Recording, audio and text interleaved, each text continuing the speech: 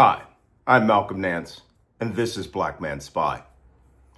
As you all know, 2 days ago, two National Guard soldiers who were doing patrol in Washington, D.C., in the area of Farragut Square, were gunned down by a gunman. One of them has since died.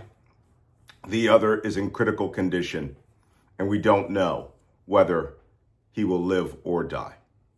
But I want to bring light to a discussion that's happening now in social media, and I really want you to listen to what I'm going to say. There are a lot of conspiracy theories running around about the gunman himself.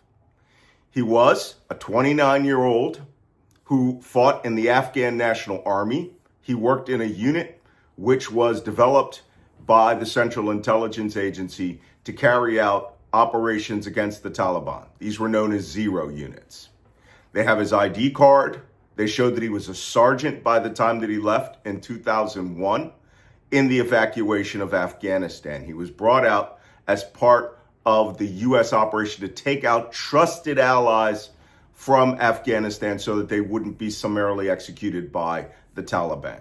This we know. I just want to say this. This man drove from Washington State, where he lived, across the entirety of the United States with a loaded .357 Magnum handgun. And then when he got to Washington, D.C., he apparently shot the first two people he saw. This is not a false flag operation in which the CIA and the Trump administration have trained him and paid him to come and kill these two guardsmen so that they can impose martial law. That is just not the way it works. What you see in the movies is not reality. Now, we're generally going to probably find out, not generally, we're specifically going to find out what his grievance is. But for a man to drive from Washington State, which if any of you have done that, is 4 days if you're stopping for a few hours at a time to sleep, with this grievance in his head, and he doesn't carry it out against anyone else until he gets within 1.5 blocks of the White House, says that there was something burning in his mind. I have worked in counterterrorism for almost 40 years. I have studied and written books on the terrorist mind. I have written about extremists here in the United States and abroad. This could be a case of latent fundamentalist Islam extremism where he found God and decided he was going to carry out a revenge operation. But he could have done that anywhere along that route.